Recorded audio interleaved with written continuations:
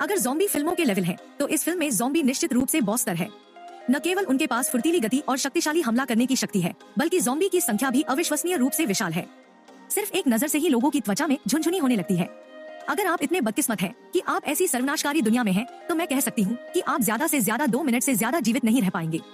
आइए $180 मिलियन के महाकाव्य ज़ॉम्बी विश्व युद्ध को फिर देखते हैं। कहानी फिलाडेल्फिया की एक व्यस्त सड़क से शुरू होती है। जेरी और उसका परिवार बाहर जाने वाले हैं, लेकिन भीड़ भाड़ वाली सड़कें उनका रास्ता रोक रही हैं। जेरी रेडियो चालू करता है और रेडियो पर एक समाचार रिपोर्टर है। ब्रैडी दुनिया भर के 12 देशों में फैल चुका है। प्रकोप बेकाबू हो गया है। जेरी मंत्रमुग्ध होकर सुन रहा था।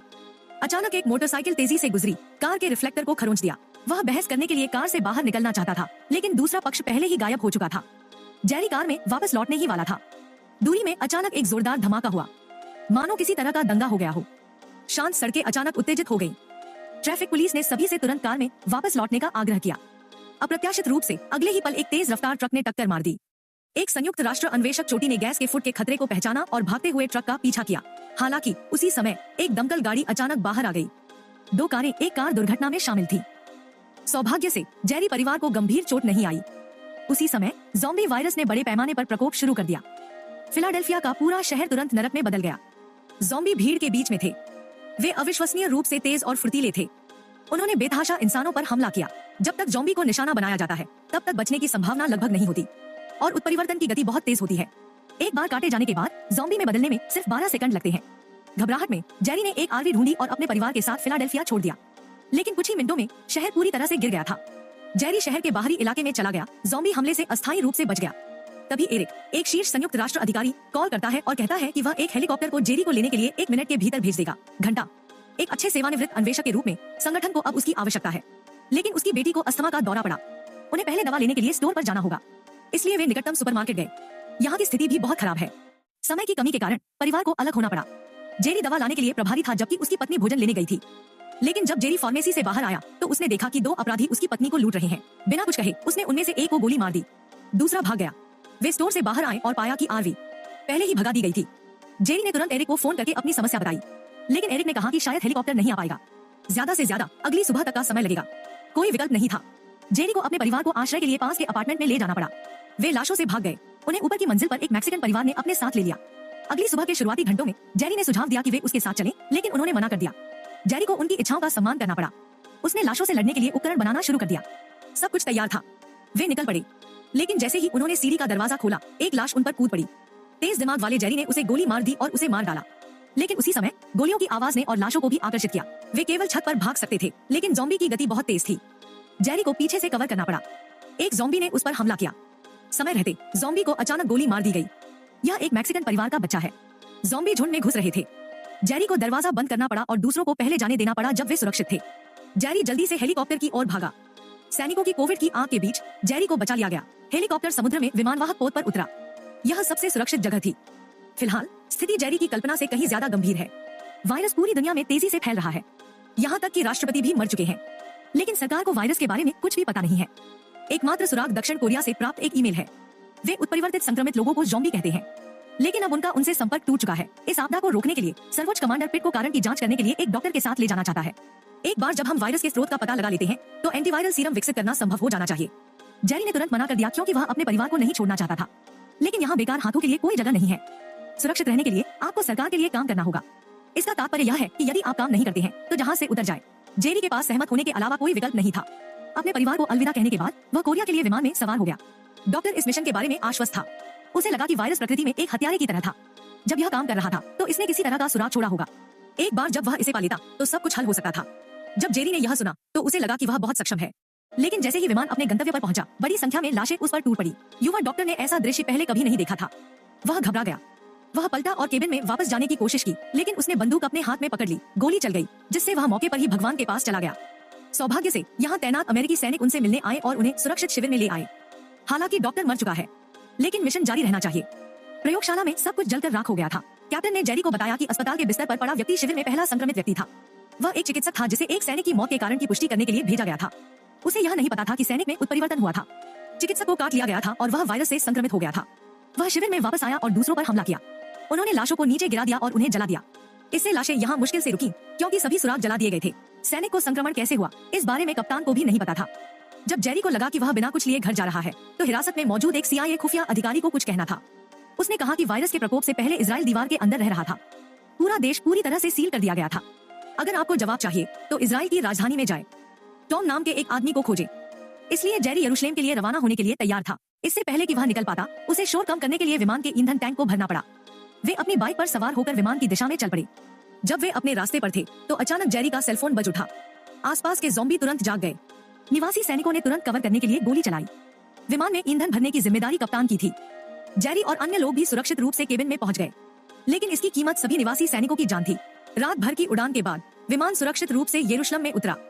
जेरी ने पायलट से कहा कि वह यहीं रहे, रात होने से पहले खुद के लौटने का इंतजार करे। उन्होंने न केवल अपनी किलेबंदी की है, बल्कि वे दूसरे देशों से शरणार्थियों को भी प्राप्त कर रहे हैं। लेकिन तभी दीवार के बाहर ज़ॉम्बी की सेना अचानक उत्तेजित हो गई। पता चला कि दीवार के अंदर शरणार्थी अपने बचने का जश्न मना रहे थे। वे खुशी से गा रहे थे। माइक्रोफोन का शोर इतना तेज था कि 1000 ज़ॉम्बी एक ही जगह पर खिंचे चले आ रहे थे। वे मानो एक मानव सीढ़ी बना रहे थे। वे जितनी तेजी से देख सकते थे, दीवार के पास पहुंच रहे थे। दुनिया का आखिरी किला टूटने वाला था। तभी जेरी को सबसे पहले पता चला कि कुछ गड़बड़ है, लेकिन बहुत देर हो चुकी थी। ज़ॉम्बी की भीड़ दीवारों से छलांग लगा रही थी। उन्होंने जीवित बचे इंसानों पर हमला करना शुरू कर दिया। हर कोई पागलों की तरह भाग रहा है। हेलीकॉप्टरों ने उनमें से ज्यादा लोगों को रोकने की कोशिश की, लेकिन उनकी संख्या बहुत ज्यादा थी। वे एक लहर की तरह बह गए।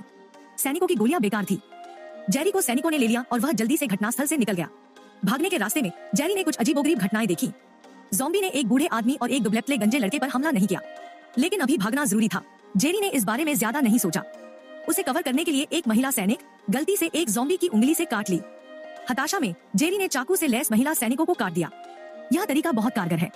12 सेकंड के बाद महिला सैनिक नहीं बदली, लेकिन उन्हें लेने आया हेलीकॉप्टर उलझ गया और वॉकर तुरंत नियंत्रण खो बैठे। यह मौके पर ही दुर्घटनाग्रस्त हो गया और हवाई अड्डे पर इंतजार कर रहा विमान भी जल्दी निकल गया। हताशा में जेरी ने देखा कि कुछ ही दूरी पर एक यात्री विमान उड़ान भर रहा था। सैनिकों ने विमान को रोकने के लिए मजबूर किया। जेरी को सुरक्षित ऊपर भेज दिया गया। नीचे देखने पर पता चला कि इजराइल का गड्ढा पूरी तरह से गिर चुका है। महिला सैनिक के घाव का इलाज करते समय जेरी को अचानक वह याद आया जो उसने अभी अभी देखा था।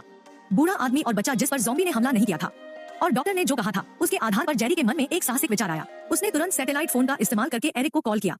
उसने डेरेक से आसपास के लोगों की जांच करने को कहा और कैप्टन से कहा कि वह निकटतम विश्व स्वास्थ्य केंद्र पर उतर जाए। लेकिन आश्चर्य की बात नहीं है कि तुरंत ही एक दुर्घटना हो जाती है। ऐसा लगता है कि एक पिल्ले को विमान में कुछ मिल गया है। फ्लाइट अटेंडेंट ने शौचालय का दरवाजा खोला और अंदर अचानक एक ज़ॉम्बी दिखाई दिया। असामान्य कंपन ने उसे खतरे का एहसास कराया। जो लोग सो रहे थे वे जाग गए। जेरी धीरे से पास आया और पर्दा खोलकर देखने लगा। हे भगवान! जेरी ने सभी को चुप रहने को कहा। फिर बॉक्स के साथ मिलकर पूरे मार्ग को अवरुद्ध कर दिया, लेकिन एक बॉक्स गलती से जमीन पर गिर गया।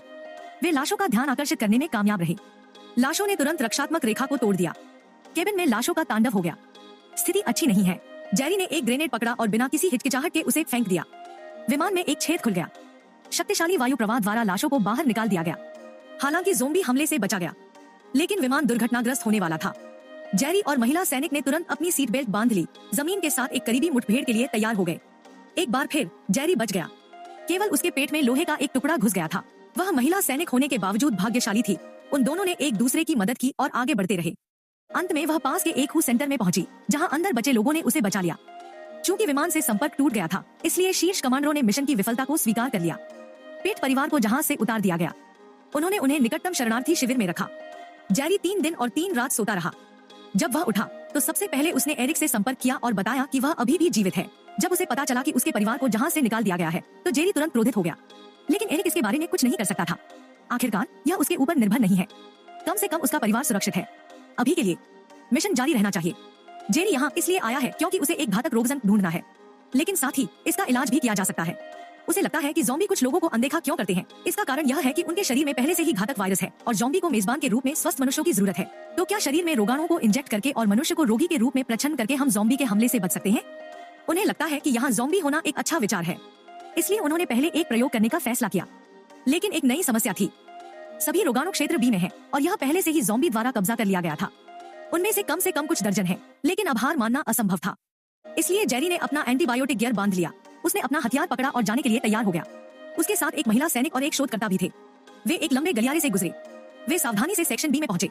ज़ॉम्बी आवाज के प्रति बहुत संवेदनशील होते हैं। वे एक भी आवाज करने की हिम्मत नहीं कर पाए। वे बहुत घबराए हुए थे। शोधकर्ता ने गलती से एक कैबिनेट को छू लिया। आवाज ने एक वॉकर को आकर्षित किया। महिला सैनिक ने उसे गोली मार दी और मार डाला, लेकिन बंदूक की आवाज ने सभी ज़ॉम्बी को सक्रिय कर दिया। वे उस गोदाम की ओर भागे जहां रोगजनक थे। लेकिन यह केवल समय की बात है कि वॉकर उन्हें पकड़ ले। जेरी फिर से आगे बढ़ता है, वॉकर को दूर करने के लिए शोर मचाता है। बाकी दो को रोगजनक को पेशाब करवाने के लिए गोदाम में जाने दे। जल्दी से एक प्रयोगशाला में भाग गया। वॉकर को बाहर रोक दिया गया, लेकिन अभी भी कुछ लोग पीछे रह गए थे और केवल एक ज़ोंबी था। महिला सैनिक और शोधकर्ता की स्थिति भी आशावादी नहीं है। वे अपने गंतव्य तक पहुंचने वाले थे। लाशों के एक समूह ने रास्ता रोक दिया। उनके पास मिशन को छोड़ने और वापस जाने के अलावा कोई विकल्प नहीं था। अब यह अकेले जेरी पर निर्भर था, क्योंकि लाश को दो लोगों ने बहला फुसलाकर भगा दिया था। वह बिना किसी समस्या के रोगजनक गोदाम में भी पहुंच गया। दूसरों से संपर्क करने में असमर्थता के कारण जेरी को यह भी नहीं पता था कि रोगजनक कौन से होते हैं, इसलिए उसे कुछ शव लाने पड़े। हर तरह की बोतलें। जैसे ही वह जाने वाला था, एक ज़ॉम्बी दरवाजे पर आ गया। चूंकि हथियार बाहर था, इसलिए जेरी को नहीं पता था कि क्या करना है। उसे खुद को रोगजनकों का इंजेक्शन लगाने का जोखिम उठाना पड़ा, लेकिन उसे नहीं पता था कि कौन सा इंजेक्शन लगाना है। थोड़ी देर की हिचकिचाहट के बाद जेरी ने अपने परिवार को अलविदा संदेश लिखा। फिर उसने खुद को इंजेक्शन लगाने के लिए यादृच्छिक रूप से एक चुना। जब जेरी को लगा कि यह लगभग तैयार है, तब उसने गोदाम का दरवाजा खोला। ऐसा लगा कि यह वैसा ही था जैसा जेरी ने सोचा था। यह तरीका काम कर गया। ज़ॉम्बी उसके पास से निकल गए। भीड़ हैरान थी। जेरी ने शांति से कोक का एक कैन पिया। फिर उसने हॉलवे में सभी वॉकर को आकर्षित करने के लिए शोर मचाया। वह भाग्यशाली था, उसे एक इलाज योग्य रोगजनक का इंजेक्शन लगाया गया था। फिल्म के अंत में जेरी अपने परिवार के साथ फिर से मिल जाता है। विश्व स्वास्थ्य संगठन ने वैक्सीन का बड़े पैमाने पर उत्पादन किया। इसे दुनिया के सामने जारी किया गया, लेकिन संकट यहीं खत्म नहीं हुआ, क्योंकि वायरस का स्रोत एक रहस्य बना हुआ है। मानवता लड़ाई जारी रखेगी। देखने के लिए धन्यवाद। अगर आपको फिल्में पसंद है और आप इस तरह के और वीडियो देखना चाहते हैं तो सब्सक्राइब करना न भूलें। तब तक अगले वीडियो में मिलते हैं।